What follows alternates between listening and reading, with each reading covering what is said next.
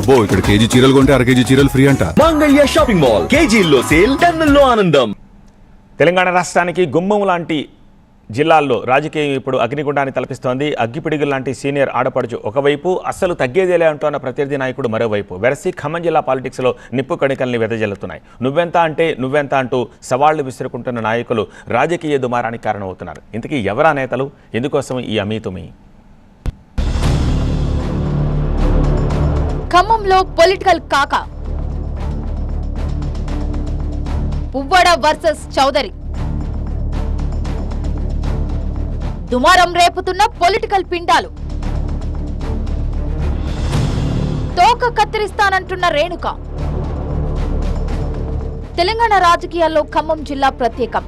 దశాబ్దాలుగా ఇక్కడి రాజకీయ నేపథ్యం ఇదే విషయాన్ని స్పష్టం చేస్తుంది. అక్కడి రాజకీయ నేతల దూకుడు కూడా అదే స్థాయిలో ఉంటుంది. ఏ పార్టీ అధికారంలో ఉన్నా, ఏ పార్టీ ప్రతిపక్షంలో ఉన్నా మాటల యుద్ధం మాత్రం కామన్ అన్నట్టుగా నడుస్తోంది వ్యవహారం. లేటెస్ట్ గా మరోసారి అలాంటి పరిస్థితులే జిల్లా రాజకీయాల్లో కనిపిస్తోంది. కాంగ్రెస్ ఎంపీ రేణుకా చౌదరికి బీఆర్ఎస్ నేతలకు మధ్య పొలిటికల్ వార్ పతాక స్థాయికి చేరుకుంది. ఇక్కడి నాయకుల వైరం కొత్తేం కాకపోయినా లేటెస్ట్ గా మొదలైన రచ్చ మాత్రం హీటు పుట్టిస్తోంది.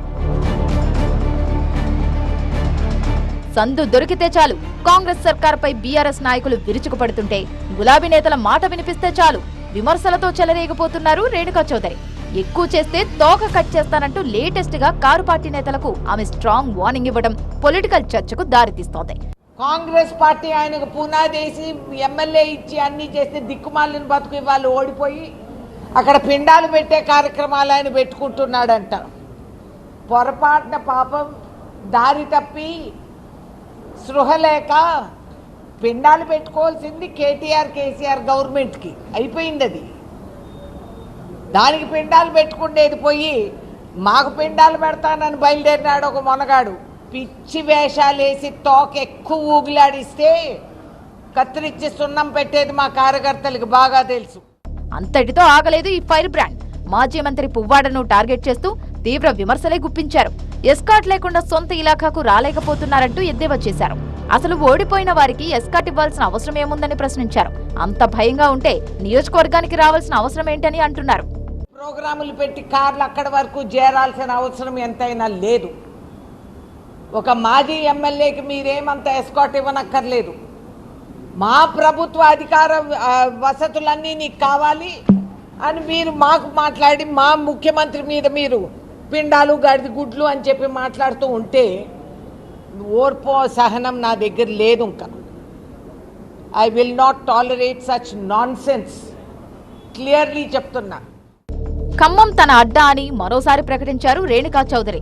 రాననుకున్నారా, రాలేననుకున్నారా అంటూ ప్రత్యర్థులకు ధీటైన జవాబిచ్చారు. రాజ్యసభ సభ్యురాలిగా రాష్ట్రమంతా తిరిగే హక్కు తనకుందన్న రేణుక ఖమ్మం ఆడబిడ్డ అనేది శాశ్వత పదవి లాంటిదని స్పష్టం చేశారు. కొంతమంది భ్రమపడుతున్నారేమో, ఎదురు చూస్తున్నారేమో రేణుకా చౌదరి ఇక్కడికి రాదని. ఒరే మూర్ఖులారా, ఈ జిల్లాకు ఆడబిడ్డని నేను. ఈ జిల్లా ఆడబిడ్డ అనేది నా శాశ్వత పదవి. మిగతా జిల్లాలు తిరిగే అర్హత నాకుంది రాజ్యసభ సభ్యురాలుగా. కానీ జిల్లా ఆడబిడ్డ నేను కేవలం ఖమ్మం జిల్లాకే అనేది అందరూ గుర్తించాలి. రేణుకా చౌదరి బీఆర్ఎస్ నేతలపై ఈ స్థాయిలో రెచ్చిపోవడానికి కారణం లేకపోలేదు.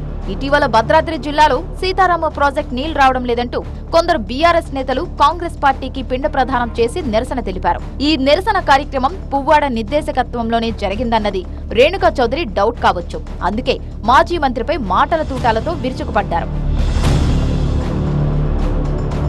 అయితే ఈ ఇద్దరు నేతల వైరం ఈనాటిది కాదు. మొదట మిత్రులు, ఆత్మీయులుగానే ఉన్న ఈ ఇద్దరు నేతల మధ్య రాజకీయ పరిస్థితులే ఆ తర్వాత శత్రుత్వానికి దారితీశాయి. తండ్రి పువ్వాడ నాగేశ్వరరావు వారసుడిగా 2012లో వైఎస్ఆర్ కాంగ్రెస్ పార్టీ ద్వారా రాజకీయాల్లోకి వచ్చిన పువ్వాడ అజయ్ ఆ తర్వాత కాంగ్రెస్ లో చేరారు. అప్పటికే కాంగ్రెస్ లో సీనియర్ నాయకురాలిగా ఫైర్ బ్రాండ్ గా ఉన్న రేణుకతో కొన్నాళ్లు సఖ్యతతోనే ఉన్నారు.